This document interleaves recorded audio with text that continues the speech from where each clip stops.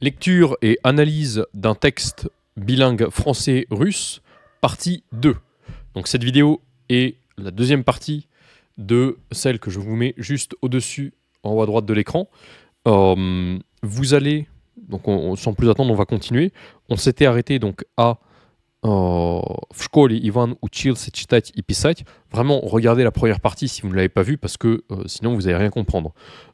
Juste avant de commencer, je remercie tous ceux qui ont laissé un petit commentaire sous la vidéo précédente. Donc,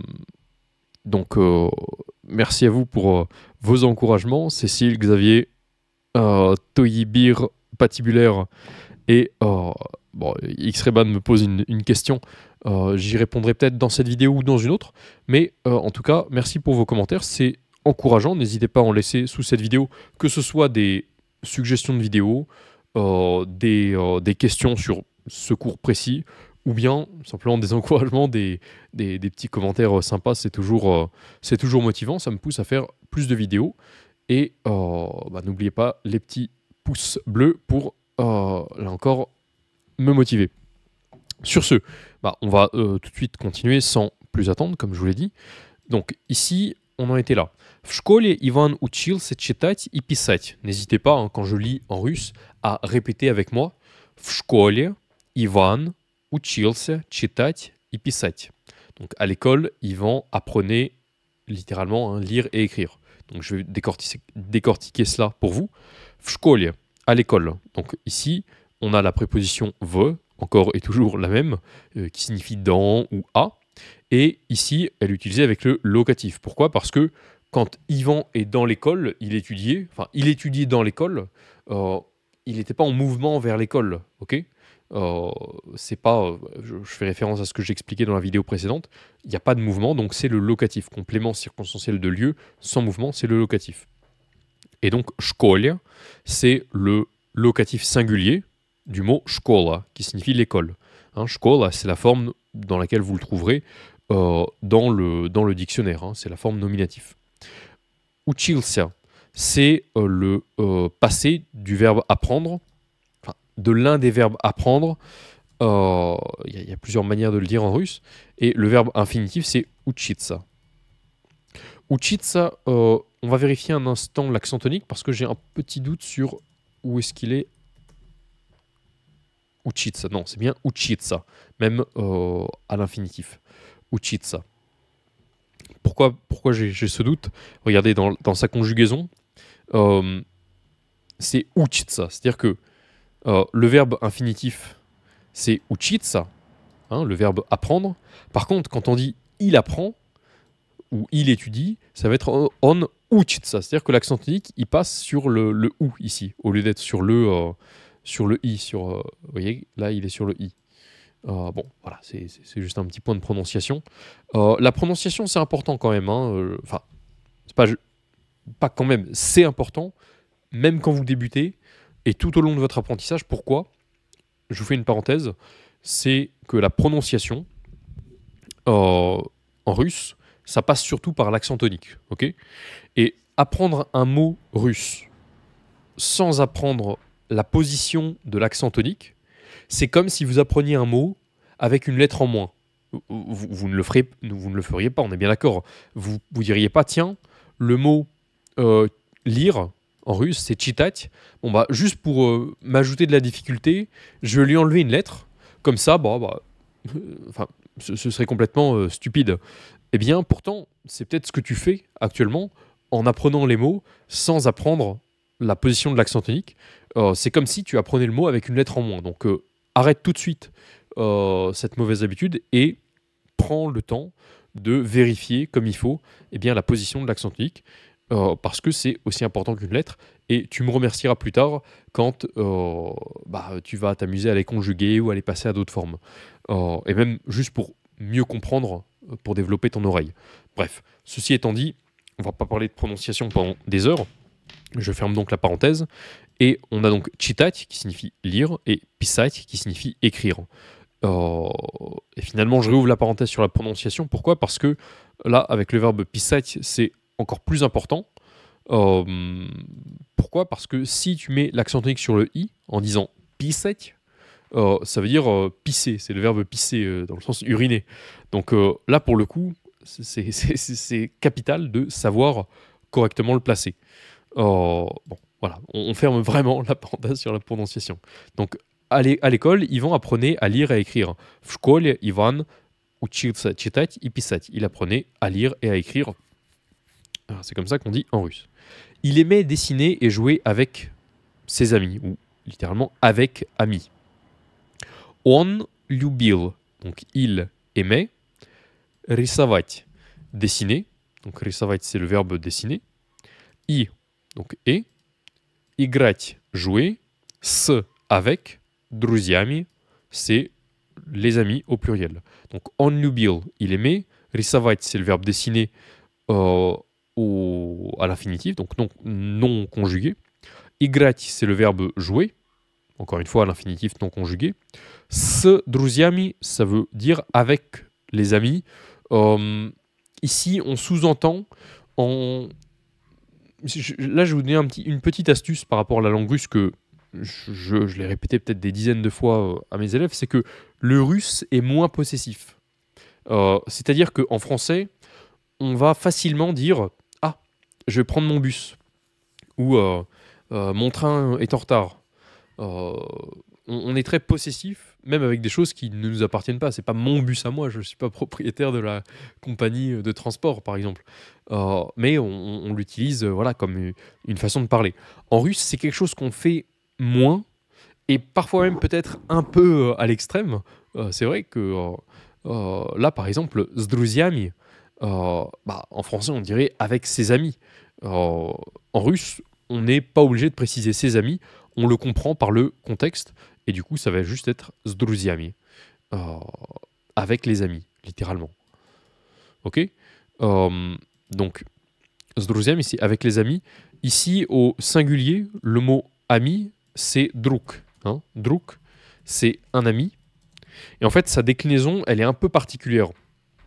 C'est-à-dire que là, je vais vous montrer le tableau de déclinaison. Attendez que je retrouve ma souris un instant. Voilà. Le tableau de déclinaison du mot друg, c'est le suivant. Vous allez voir que il est un peu particulier. Regardez. Bon, faisons abstraction de la case grise en bas. Imaginons que voilà, elle n'a jamais existé, elle n'existe pas. Vous voyez que donc au singulier, c'est plutôt classique. Друг, друга, другу, друга, другом, друге. Hein, je rappelle que si au niveau des déclinaisons, vous êtes complètement largué, je veux dire, si vous vous sentez perdu par rapport à ce que je dis là vis-à-vis des déclinaisons, respire un bon coup, prends un instant pour mettre la vidéo en pause, tu vas sur le lien en description et tu récupères ton kit du débutant en russe. C'est une série de cours, donc avec des cours vraiment très débutants sur l'alphabet russe, mais aussi une partie, un module sur les déclinaisons où j'explique ça vraiment très simplement, et des petits bonus sympas comme 50 films et séries russes, notamment avec des sous-titres pour certains, des dessins animés aussi. Et bon, il m'arrive de temps en temps de l'enrichir par-ci par-là avec, par exemple, la fiche récap de ce cours, par exemple. Bon, je ne sais pas si je la mettrai en particulier, si on me le demande, je le ferai, mais c'est pour donner quelques exemples. Et donc, voilà, là on parlait des déclinaisons et de druг, et je te disais que ça avait une déclinaison un peu particulière. Quelle est cette particularité? C'est au pluriel, en fait, le mot druг, donc l'ami, ça va pas faire drugi, comme on aurait envie de le faire, comme si ça avait été un mot régulier. Non, ça va être друзья, друзья. Et ça va se répercuter sur l'intégralité. Donc là, la colonne de droite, c'est le pluriel. Hein. Avec les élèves, on est habitué de voir des tableaux de déclinaison, puisque voilà, on les étudie énormément. Donc je précise plus à force à quoi correspond chaque case, mais là voilà, la colonne de droite c'est le pluriel, ok, et ici le TV, donc qui signifie творительный падеж, l'instrumental, c'est друзьями, ok, donc друзьями c'est les amis à l'instrumental, donc avec les amis. On en était là. Avec les amis, c'est l'instrumental pluriel de друг. Bon, finalement je l'avais écrit, mais enfin, je l'avais déjà écrit, druг, l'ami. C'est un mot masculin, druг. Son féminin, c'est подруга, podruga, pour dire une amie. Bon, là, on parle de друзьями, en général, les amis. Voilà. Donc ensuite, un jour, après l'école, Ivan et son ami Petya décidèrent d'aller au parc. Однажды, un jour, donc c'est une expression figée en quelque sorte. Après l'école, littéralement après école, после школы, Ivan et son ami Petya, donc Ivan и его друг Petya, решили пойти в парк, ont décidé d'aller au parc. Donc решили, ont décidé ou décidèrent, пойти, c'est aller, et в park, c'est eh bien, le parc. Je ne sais pas si ça vous aide le fait de faire cette séparation quasiment mot à mot. C'est peut-être plus facile de voir les correspondances, même si les phrases ne sont pas excessivement difficiles. Et donc, однажды, c'est un jour. C'est une expression figée, c'est un adverbe. Il n'y a pas de logique à comprendre, c'est un mot de vocabulaire comme ça qu'il faut apprendre de manière bête et méchante, si j'ose dire. Ensuite, после школы, après l'école. Donc, после, c'est la préposition qui signifie après, ok. Et après, le mot après cette préposition, on doit utiliser le génitif. Le mot, la préposition после, elle régit le génitif. Ensuite, школы, donc, vous l'aurez compris, c'est le génitif singulier du mot школа. Hein, le mot школа qu'on a déjà vu au-dessus. Au-dessus, on l'a vu à l'accusatif avec школу. Et bien là, c'est le génitif школы. Hein, on est en train de faire quasiment tout le tableau. Donc ensuite, его друг, son ami. Donc le mot его, c'est un possessif en russe. Je vous invite à regarder ma vidéo sur les possessifs russes. Je vous la mettrai juste au-dessus si elle existe. Je ne sais pas si je me souviens plus. Si j'en ai fait une, en tout cas, ça date d'il y a longtemps. Mais en tout cas, c'est quelque chose dont je parle dans mes cours. Je ne vais pas vous l'expliquer là. Mais pour faire simple, si vous parlez anglais, c'est pareil en russe qu'en anglais vis-à-vis de la possession. C'est-à-dire que l'adjectif possessif ne s'accorde pas en fonction de l'objet possédé, comme en français, mais du possesseur. Si vous parlez anglais, c'est normalement, et que vous connaissez vous savez comment ça marche en anglais, c'est, je pense que vous avez compris en un instant. Mais sinon, en fait, peu importe ce que possède Ivan, enfin, ce qui est à Ivan, que ce soit son ami, sa voiture, ou c'est, je sais pas moi, ses parents, ça va toujours être его. Его друг, son ami, его машина, sa voiture, его родители, ses parents, parce qu'en fait, его, c'est comme his en anglais, hein, si vous connaissez encore une fois ce fonctionnement. Alors qu'en français, c'est l'inverse. On s'adapte par rapport à ce qui est possédé. Si c'est une voiture qui est possédée, ça va être sa voiture. Si c'est un ami voilà, si c'est un ami, c'est son ami. Si c'est les parents, c'est ses parents. Son, ça, c'est. Alors qu'en russe, non, c'est tout le temps его, его, его. Si c'est masculin, son, ça ou c'est à lui. Alors que et au féminin, ça va être ее. Hein, его ou ее pour le féminin. Là, étant donné qu'on parle de Ivan, c'est его. Его, donc c'est comme ça. Решили. Donc решили, c'est le verbe решить qui signifie décider. Je vais l'écrire comme ça. Je vais l'écrire en dessous carrément. Решать. Et je crois que l'accent tonique, c'est решить, qui signifie décider. Donc решать, l'accent tonique, normalement, il est sur le A. Je vérifie parce que, comme je vous le dis, c'est important. Et ça fait partie des choses qu'on a un peu tendance à oublier. Non, ça ne bouge pas. C'est tout le temps решить. C'est tout le temps sur la terminaison. Pourquoi est-ce que, du coup, non, bon. Ça me fait réviser, moi aussi, en tout cas. Donc, решать. Moi, l'accent tonique, je l'indique soit par un accent, comme ici, par exemple, решили, comme ici, comme vous avez là, soit en mettant la lettre en gras et en la soulignant.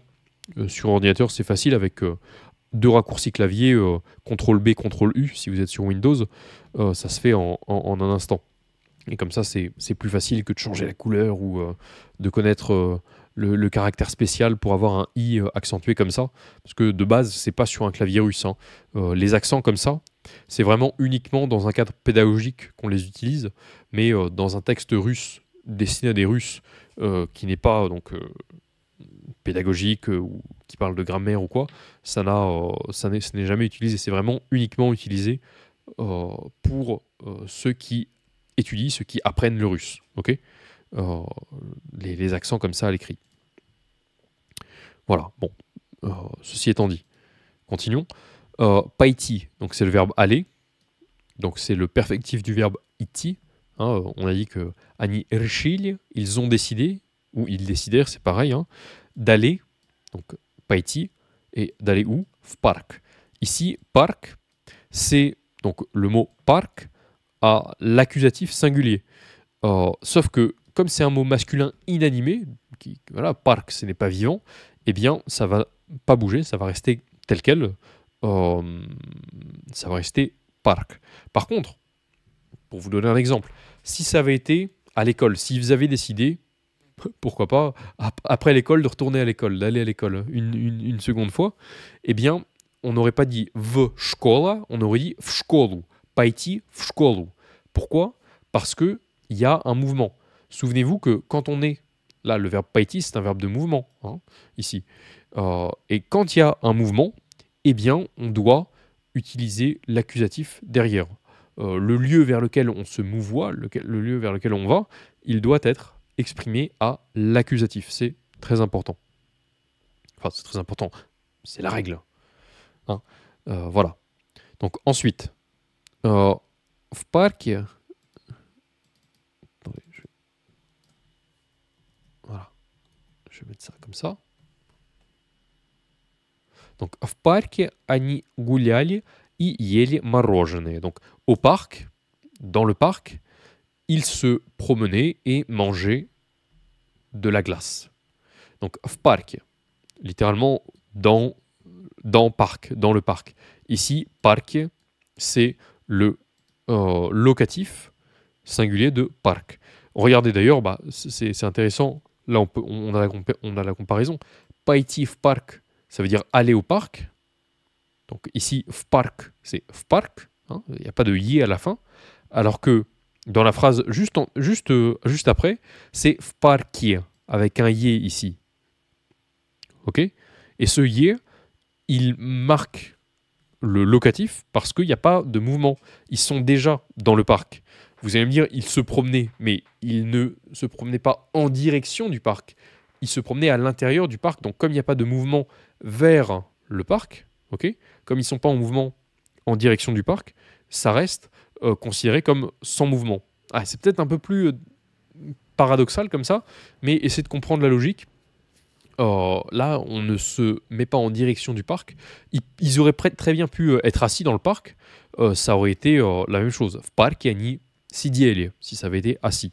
Là, en l'occurrence, non. Ils se promenaient. Они гуляли в парке. D'autant plus que, bon, ça je vous le dis pour votre gouverne, pour la fois où vous étudierez de manière peut-être un peu plus avancée, comme on le fait nous dans nos cours privés, les verbes de mouvement. Mais le verbe гулять, qui signifie se promener, aussi paradoxal ou peut-être bizarre que ça puisse paraître, il n'est pas considéré comme un verbe de mouvement. Contrairement à идти, пойти, ехать, приехать, переехать, проехать, et toutes les variantes avec voler, лететь, nager, плыть, плавать, courir, бегать, etc., etc. Tout ça, c'est quelque chose qu'on voit en long, en large et en travers dans les cours. Mais bon, c'est juste là pour vous dire, pour revenir à ce qu'on fait sur le texte. C'est vrai que je divague un peu, mais bon, je pense qu'on dit des choses quand même intéressantes qui vous feront pas peut-être faire tilt tout de suite, mais qui le jour où vous les étudierez plus sérieusement, vous feront gagner du temps, puisque vous les aurez déjà à minima entrevus dans ces vidéos. Donc, в парке они гуляли и ели мороженое. Donc, dans le parc, ils se promenaient. Ici, on est sur un verbe imperfectif, hein, d'où l'action se promener. C'est-à-dire que l'action, c'est pas tac ponctuel, c'est pas une action perfective, c'est une action imperfective, c'est-à-dire une action qui a duré. C'est pas une action ponctuelle, c'est une action qui a duré dans le passé. C'est pour ça que c'est le verbe gouliat qui est un verbe imperfectif. Je vous invite à regarder ma vidéo sur les verbes perfectifs, imperfectifs. Vous tapez sur YouTube verbe perfectif, imperfectif russe. Vous mettez Axel russe débutant. Vous trouverez et vous regarderez et ce sera très clair, tout du moins en guise d'introduction. Donc, в парке они гуляли и ели мороженое. Au parc, ils se promenaient et mangeaient une glace ou de la glace. Ici, ils mangeaient quoi? Ils mangeaient la glace. Et donc, ели, donc c'est le verbe есть. Je vais l'écrire quand même, le verbe manger en russe. Une des manières de le lire, c'est есть, manger, à ne pas confondre avec le есть, qui signifie il y a. Hein, on peut dire есть... non, что можно сказать? Qu'est-ce qu'on peut dire? У вас есть деньги. Est-ce que vous avez de l'argent? У вас есть деньги. Et vous allez dire, да, у меня есть деньги. Oui, j'ai de l'argent. Mais ici, c'est différent. C'est pas le есть du il y a, mais c'est le есть de manger. Si vous êtes curieux et que vous êtes un peu un nerd de la grammaire et de la...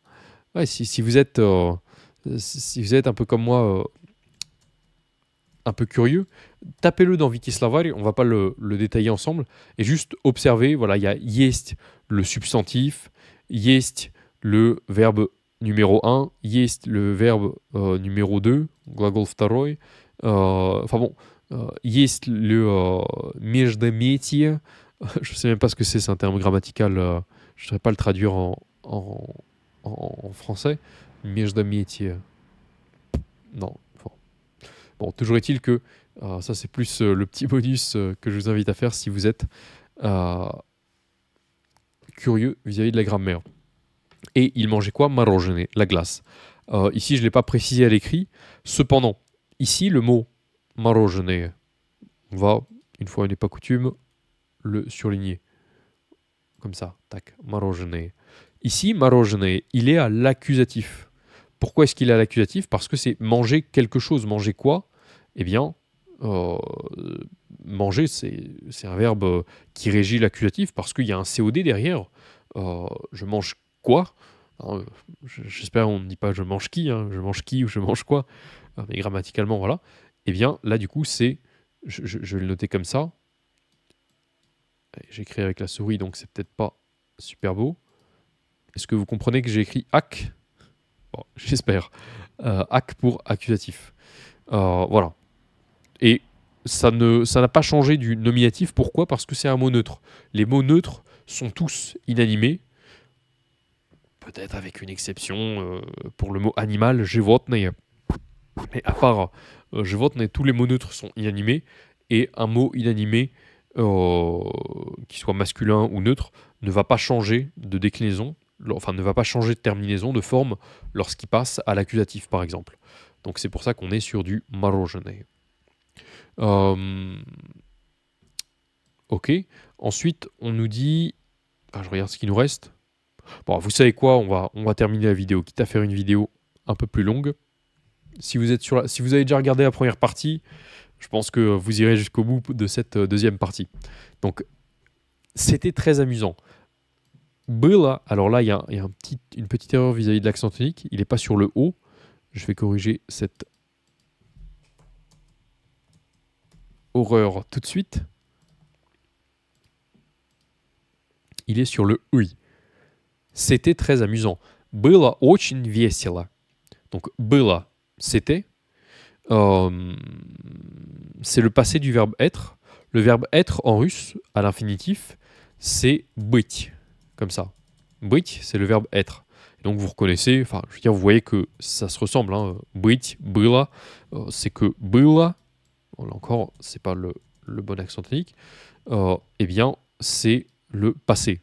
Hein, là encore, si vous avez des difficultés vis-à-vis de ça, vous tapez encore une fois, tac, tac, tac, sur YouTube, le passé en russe, Axel, enfin, le passé Axel russe débutant, vous trouverez la vidéo et vous aurez compris en un clin d'œil. Donc ensuite, быть, le verbe être donc. Очень, ça veut dire très, c'est l'adverbe très. Donc c'est très beau, это очень красиво, c'est très joyeux, c'est très amusant, это очень весело. Весело, c'est l'adverbe qui signifie amusant. On peut aussi le traduire par joyeux, et d'ailleurs, je le mettrais plutôt joyeux que amusant, même si bon, au vu du contexte, on peut se permettre de les interchanger. Mais voilà, vicioli, hein, l'adjectif, initialement, c'est l'adjectif vicioli, ok. Et à partir duquel il est formé, le mot vesela, l'adverbe, tout du moins l'adjectif de la même famille, et ça veut dire plutôt joyeux, vicioli. Ok. Ensuite, le soir, Yvan est rentré chez soi. Est rentré, plutôt que de mettre chez soi, je vais mettre tout collé comme ça à la maison, avec des tirets. Vous allez comprendre pourquoi. Là, je vais vous dire un truc intéressant. Donc, вечером, c'est le soir. Ok. On verra quelle est cette drôle de forme. Ivan, donc Yvan, je pense que vous le reconnaissez. Вернулся, donc est rentré. Домой, à la maison. Donc, вечером, c'est le soir. Mais, normalement, si vous avez déjà un peu de vocabulaire, vous savez que le soir, en russe, c'est aussi вечер, hein, le soir. Peut-être que vous connaissez la chanson très connue qui s'appelle Ой, да не вечер, да не вечер. Ou bien les soirées de Moscou. Подмосковные вечера. Hein, не слышны в саду даже шорохи. Vous savez, c'est la chanson, c'est la version russe de Le temps des muguets. Vous savez, il est revenu le temps des muguets. Bon bah, en russe, cette chanson s'appelle Подмосковные вечера, c'est-à-dire les soirées de Moscou, plus exactement de la région autour de Moscou, parce que Подмосковные. Enfin bon, ça fait partie des chansons qu'on étudie dans les cours privés. Là encore, je vous invite à jeter un coup d'œil. Je vous mets le lien en description. Actuellement, il y a 300 heures de cours vidéo. Imaginez 300 heures comme les cours qu'on est en train de faire là. Mais où on passe vraiment d'une manière structurée, parce que là, bon, sur YouTube, c'est une petite vidéo par-ci, une petite vidéo par-là. Là, on est vraiment sur un programme qui t'accompagne de A à Z, d'un niveau débutant, jusque à parler à débattre sur les littératures russes et faire des traductions qu'on fait normalement à l'université. Je veux dire, c'est peut-être pas ton ambition d'aller jusque-là, mais le fait d'en être capable fait que derrière, tu as beaucoup plus d'assurance lorsque tu vas, je sais pas, faire ton prochain voyage en Russie, ou que tu vas parler avec des Russes, ou que tu auras envie de lire un livre en russe, par exemple. Je sais pas quels sont tes objectifs par rapport à la langue. À la rigueur, on pourra en parler si tu viens à me contacter. Mais bon, restons concentrés sur notre texte. Et donc, le mot вечер, du coup, on disait que je vous disais que ça veut dire le soir, mais du coup, qu'est-ce que c'est вечером? Ben en fait, вечером, c'est un adverbe. Alors, c'est à la fois un adverbe, mais il est formé à partir de l'instrumental du mot вечер. C'est-à-dire que dans son origine, sa formation, ça vient en quelque sorte de l'instrumental de вечер. Et en gros, on s'en sert vraiment comme un complément circonstanciel de temps, si vous voulez, le mot вечером. Et c'est pareil pour le matin. Утром. Утром, я пошел в школу. Ce matin, ou le matin, je suis allé à l'école. Днем, я хотел спать. Днем, donc c'est encore une fois l'instrumental de день, qui signifie la journée. Et donc днем, я хотел спать. Durant la journée, je voulais dormir. Voilà quelques exemples à la volée. Et donc, du coup, вечер, par contre, c'est le substantif, pour utiliser le terme exact. Substantif, c'est un nom commun, en fait, hein, en grammaire. C'est le substantif qui signifie le soir. Donc, faut pas les confondre, et faut pas calquer la structure du français en croyant que, en mettant juste вечер, ou bien en mettant juste вечер, ça passe. Non, вечер tout seul, ça passe pas. Faut dire вечером, et ensuite, Иван вернулся домой. Et donc Ivan, c'est le sujet de la phrase, nominatif, là il n'y a pas de difficulté, rien de spécial. Вернулся, c'est le verbe возвращаться. Alors, le couple de verbes, encore une fois perfectif, imperfectif, c'est возвращаться, возвращаться, / вернуться. Moi, ce que je fais avec mes élèves, c'est, et ce que je vous invite à faire aussi, c'est de mettre à gauche le verbe imperfectif et à droite le verbe perfectif. Regardez, là je vais le préciser entre parenthèses, IPF pour imperfectif et à droite PF pour perfectif, mais c'est naturellement qu'on va faire comme ça. Возвращаться, et là encore, quand vous apprenez les verbes russes, apprenez-les toujours en couple. Enfin, en couple, dans le sens, en couple perfectif-imperfectif. Hein. On se comprend. Вернуться. Apprenez-les toujours par deux lorsque ça s'y prête. Ce n'est pas toujours le cas. Parfois, il y a des verbes qui n'ont pas de perfectif. Parfois, ils en ont un, mais c'est un peu compliqué. On en parle durant les cours, là encore, parce que c'est vraiment des choses un peu plus avancées. On en parle d'ailleurs dans les cours peut-être un peu plus avancés. Ce ne serait pas pertinent pour cette vidéo que je développe là-dessus. Mais voilà, sachez que tous les verbes n'ont pas de perfectif ou d'imperfectif, mais quand il y en a, apprenez-les par deux. Et donc c'est le verbe, alors c'est le verbe retourner, rentrer, c'est ça, hein, le verbe возвращаться, вернуться. Et attention, c'est pas retourner dans le sens, c'est vraiment retourner pour soi, c'est-à-dire ou rentrer quelque part. Mais par exemple, vous ne pourriez pas utiliser le verbe возвращаться, вернуться quand il s'agit de retourner un colis, par exemple. Vous avez reçu un produit qui est défectueux, vous souhaitez le retourner, ça ne va pas être le verbe возвращаться, c'est ni вернуться. C'est vraiment, quand on parle de soi, c'est un verbe réfléchi. Ok. Et donc, вернулся, c'est le perfectif. Hein. Ici, pourquoi est-ce qu'on a choisi le perfectif? C'est vrai que là, dans la vidéo, je détaille beaucoup les déclinaisons, mais pas tant les perfectifs imperfectifs. Enfin, le pourquoi du comment. Ici, c'est вернулся qui est utilisé. Là, ici. J'essaie de faire une flèche. Pourquoi? Parce que l'action, elle est ponctuelle. C'est pas « il rentrait à la maison pendant une certaine période de temps ». Non, c'est « il est rentré ». Tac. C'est un point dans la chronologie, un point sur la frise chronologique dans le passé. Et c'est pour ça que c'est le choix du perfectif. Là encore, si tu es perdu avec ce que je dis, tu recherches ma vidéo sur le sujet. Si j'y pense, je te l'affiche en haut à droite. Si ce n'est pas déjà fait plus tôt dans la vidéo. Mais voilà. Toujours est-il que maintenant, домой, qu'est-ce que c'est домой? Домой, c'est... J'ai mis chez soi en préparant le cours. En réalité, on va dire plutôt à la maison. Mais ça ne te satisfait pas si je te dis juste ça. Surtout si je te dis que on a aussi дома, qui signifie à la maison. Et que en russe, la maison, ça se dit дом. Alors là, est-ce que tu commences à avoir mal à la tête? Oui ou non?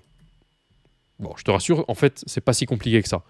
Les deux premiers, enfin, on va commencer avec le plus simple. Dom, ici, c'est un nom. C'est un substantif, c'est un nom commun, la maison. Donc on va l'écrire d'ailleurs, la maison, et c'est un nom commun.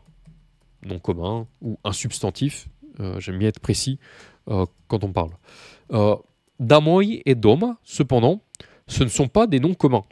Ce ne sont pas des substantifs, ce sont des adverbes. Ce sont des adverbes. La différence, c'est uniquement le mouvement ou pas. C'est-à-dire que домой, c'est l'adverbe avec mouvement. Je vais mettre MVT pour mouvement, on se comprend. Alors que дома, c'est sans mouvement. Donc typiquement, si je vous fais la phrase la plus simple possible, si je dis « je suis à la maison », quand je dis « je suis à la maison », bah, je ne suis pas en train d'y aller, on est bien d'accord. Donc, ça va être « я дома ». « Я », c'est « je », le verbe « être », il est sous-entendu, donc on ne le met pas en russe, au présent. Et « à la maison », sans mouvement, c'est « дома ». « Я дома », je suis à la maison. Voilà. La phrase est faite avec un adverbe qui ne transmet pas l'idée de mouvement. Домой, eh bien, c'est l'idée de mouvement, et c'est ce qu'on a typiquement dans cette phrase-là. On вернулся домой, il est rentré à la maison, Bah, quand on dit вернулся домой, ici, qu'est-ce qu'on dit? On dit qu'il a fait un mouvement, je veux dire, il n'était pas statique. Il est rentré à la maison. Et donc, il y a eu un mouvement, et donc c'est pour ça que c'est домой. On ne pourrait pas dire on вернулся дома. C'est pas possible, puisque дома, c'est son mouvement. Et вернуться, c'est un verbe où il y a justement du mouvement. Ok? C'est justement un verbe où il y a du mouvement. Donc voilà. N'hésitez pas, hein, limite, vous savez quoi? Bon, je le dis peut-être un peu tard vu que c'est la fin de la vidéo, enfin quasiment la fin, mais limite pendant la vidéo, si vous avez des questions, bah, mettez-les en commentaire. Vous savez, vous préparez un commentaire que vous enrichissez au fur et à mesure du visionnage avec questions 1, 2, 3, 4, 5. Et limite, un de ces quatre, quand j'ai un bon nombre de questions, eh bien, j'en fais une vidéo carrément réponse à vos questions. Ça peut peut-être être sympa de faire ça. Donc voilà, n'hésitez pas. Bon, cette vidéo, c'est peut-être un peu tard, comme on est déjà à la 35e minute, 36e, mais pour de futures vidéos, pourquoi pas. Bref. Il dîna avec sa famille et alla se coucher. Он поужинал с семьей и лег спать. Donc, il dîna, он поужинал avec famille с семьей и лег спать. Et alla, alors, et se coucha dormir, si je veux vraiment être... Et se coucha dormir. C'est comme ça que, littéralement, on dit en russe. Voilà. Donc, он поужинал. Ici, on a le verbe... Alors, il s'agit du couple. Le verbe dîner en russe, ça se dit ужинать, поужинать. Ok? Donc, c'est le verbe dîner. Ужинать, поужинать. Le dîner en russe, c'est ужин. Ok? Ужин, c'est le dîner. C'est le nom, c'est le substantif, le dîner. Ужин. С семьей, avec famille. Ici, семьей, c'est le nom. Est-ce que je peux pas mettre ça, par exemple? Семьей, qu'on a ici, c'est l'instrumental de семья, qui signifie la famille. Je vais vous indiquer l'accent tonique de семья, qui est ici, семья. Семьей, c'est donc son instrumental. Là encore, la formation de son instrumental, elle est un peu... Enfin, je veux dire, pourquoi est-ce qu'on a un yo qui est apparu? Ça, c'est... On va pas en parler là, mais voilà, sachez que ça fait partie des choses qu'on couvre dans les cours avec les élèves, dans les cours privés, puisque on a beaucoup plus de temps pour développer ce genre de choses et vraiment les comprendre en profondeur. L'idée, c'est pas juste de dire « Ah, tiens, c'est telle règle », mais c'est de comprendre la règle de manière à ce que ça devienne logique, qu'on comprenne le système. Et prends note sur ce que je te dis là. Je suis pas juste en train de te vanter les mérites de mes cours, je suis en train de te donner un vrai conseil qui est de ne pas chercher juste à accumuler de la connaissance, mais comprendre les notions pour que ça te fasse un système logique qui, au final, te permet de même pas avoir à réfléchir, puisque c'est logique, en fait. C'est juste de la pure logique, et tu as juste à appliquer ce qui coule de source. Et bon, c'est ce qu'on fait, nous, dans les cours, c'est l'approche que je cherche à transmettre à mes élèves, en plus de se concentrer sur la conversation, sur les automatismes pour être capable de parler le plus naturellement possible. Mais voilà, en ce qui concerne la grammaire, toi, ce que tu dois viser, c'est vraiment la case en plus dans le cerveau, plutôt que juste la règle énoncée de manière scolaire. Bref.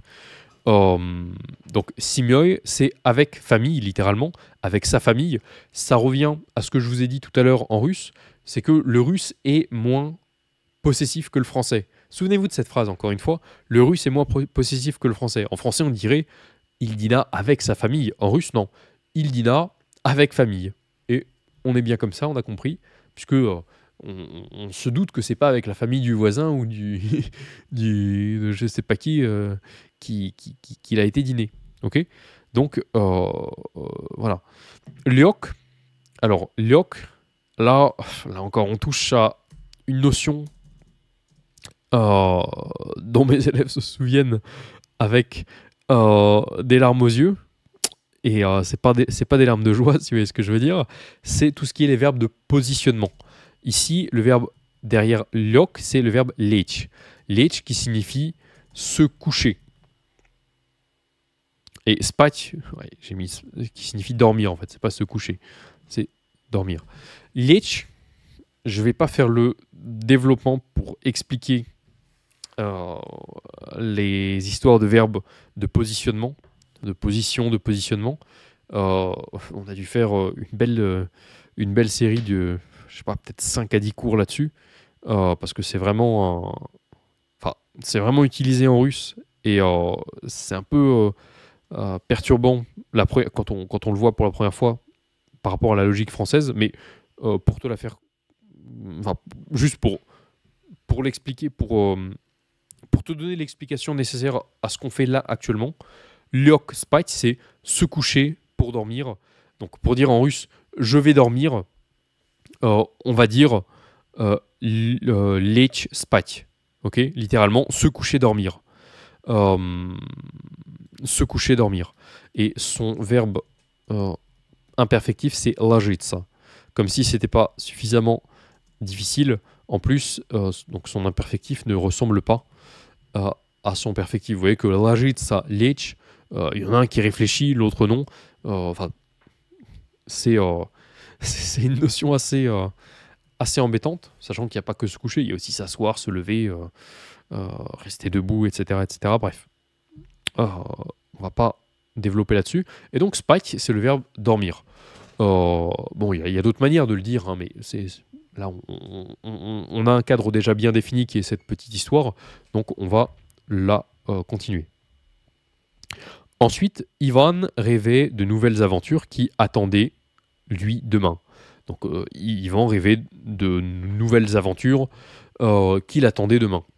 Donc, Ivan мечтал о новых приключениях, которые ждали его завтра. Donc, Ivan мечтал, donc Ivan, ici, on l'a comme ça, tac. Мечтал, rêver. О новых приключениях, de nouvelles aventures. Ici, la virgule est importante. Bon, du coup, je l'ai caché avec mon crayon, mais je vous le dis, c'est important. Je vous laisse expliquer pourquoi tout de suite. Qui attendait, donc, которые ждали. Lui, c'est его. Et завтра, c'est demain. Voilà. Ok. Donc là, qu'est-ce qu'on a? On a мечтал. Мечтал, c'est le verbe мечтать, qui signifie rêver, mais pas dans le sens... c'est plutôt dans le sens rêver, dans le sens avoir un projet. Je rêve de partir en Sibérie, par exemple. C'est pas je rêve la nuit, c'est je rêve dans le sens j'ai cette ambition, j'ai cette envie depuis longtemps, où je suis enthousiaste à l'idée d'eux. C'est le verbe мечтать. Мечта, du coup, c'est un rêve. Мечта. Ok? Мечта. Мечтать, c'est un rêve. Là encore, on se comprend, c'est pas le rêve de la nuit. Le rêve de la nuit, c'est сон. Pensez à songe en français. Un songe, eh bien, ça va être сон en russe, qui signifie d'ailleurs aussi le sommeil. C'est le même mot pour le sommeil et le rêve en russe. Sommeil, rêve, songe, c'est le même mot.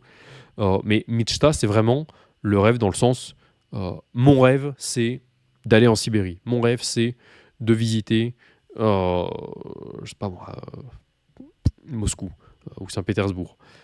C'est dans ce sens-là.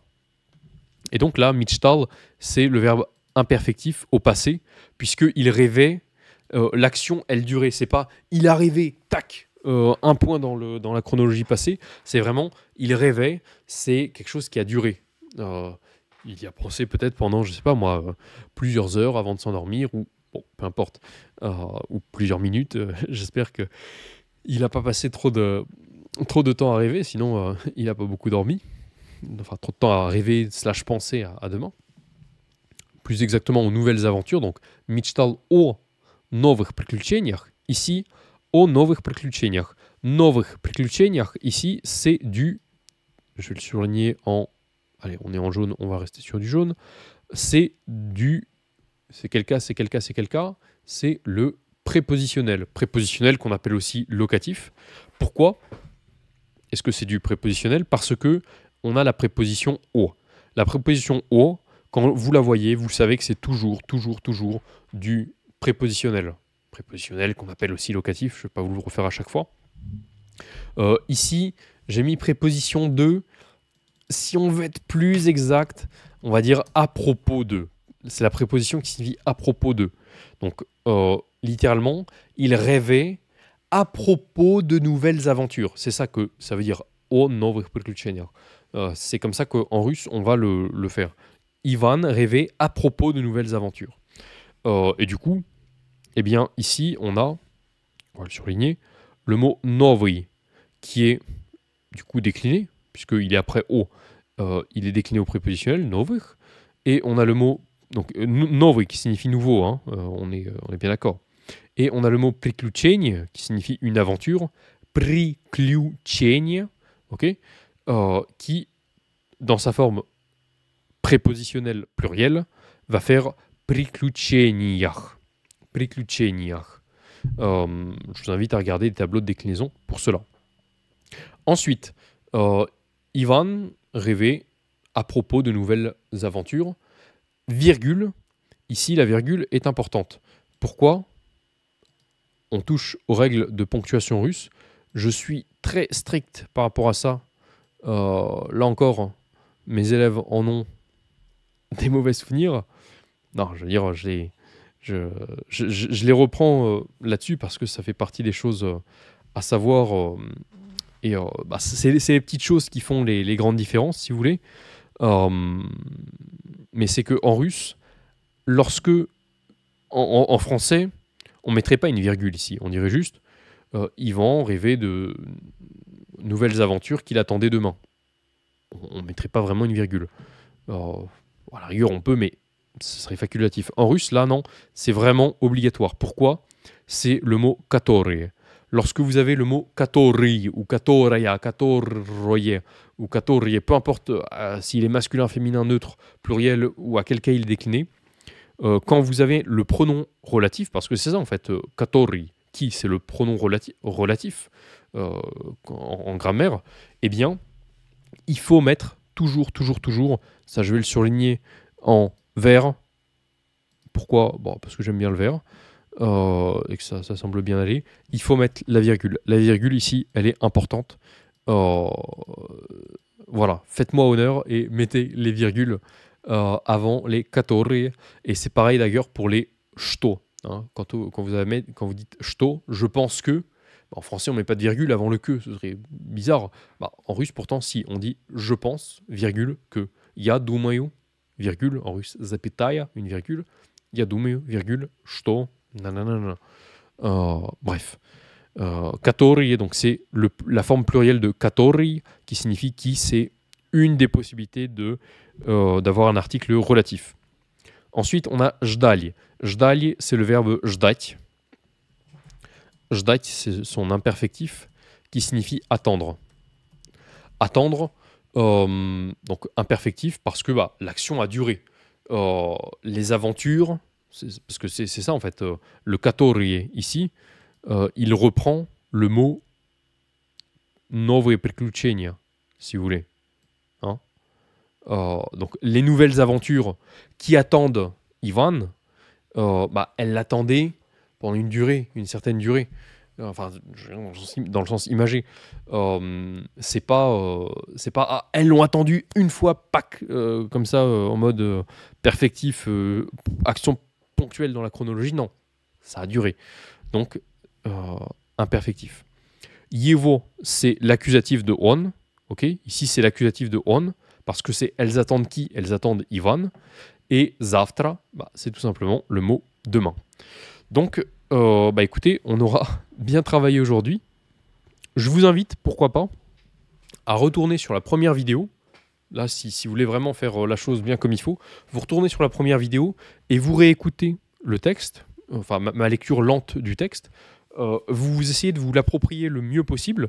L'objectif, c'est que là, avec tout ce qu'on a vu dans cette vidéo, vous puissiez, eh bien, euh, vous remémorer de la plupart des mots de vocabulaire, points de grammaire, petits commentaires éventuellement que j'ai fait. Lorsque, je veux dire, voilà, lorsque vous allez relire ce texte, eh bien, vous allez dire ah tiens, là, cette virgule est importante. Non, enfin, ça, c'est parce qu'on vient tout juste d'en parler que j'ai, de manière un peu humoristique, insisté dessus. Euh, mais voilà, en relisant le texte, va y avoir des choses, va y avoir des connexions qui vont se créer. Donc, s'il vous plaît, faites-le. Relisez le texte, même si, voilà, mettez la vidéo en pause et prenez le temps de le relire, ou carrément, ce qui est encore mieux, retournez sur l'ancienne, revisionnez le moment où je le lis, lisez avec moi, en même temps que moi, plusieurs fois, et vous allez voir que ils vont se passer des miracles. Il va se passer de belles choses, très belles choses. Sur ce, eh bien, voilà, comme je te l'ai dit, si tu es débutant, bon, si tu es débutant, ça m'étonnerait que tu sois resté jusqu'à la fin, mais bon, même si tu n'es pas forcément débutant, il y a peut-être des choses qui peuvent t'intéresser dans le contenu du kit du débutant, d'autant plus que, voilà, occasionnellement, je le mets un peu à jour et j'ajoute des trucs un peu sympas dedans.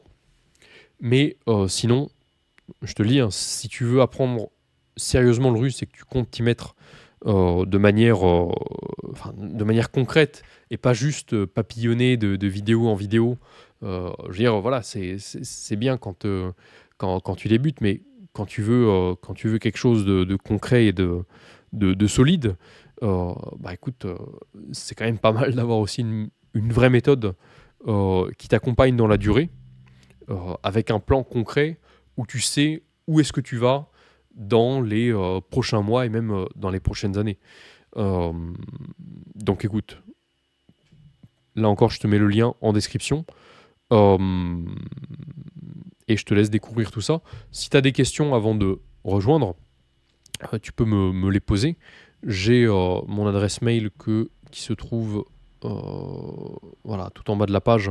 C'est ça mon adresse mail, axel@russedebutant.fr. Si jamais, je sais pas moi, tu as une question spécifique sur la pédagogie ou quoi que ce soit, enfin qui potentiellement te bloque avant de rejoindre, bah écoute, tu m'écris et je te réponds avec plaisir. Sur ce, bon, n'oubliez pas de mettre un petit j'aime à la vidéo, de regarder les liens qui sont en description et dans le commentaire épinglé, de mettre aussi un petit commentaire, c'est toujours sympa d'avoir vos retours, vos encouragements et vos questions, parce que ça me donne des idées pour les prochaines vidéos. Et je vous dis donc, en grand écran, paka paka, до свидания.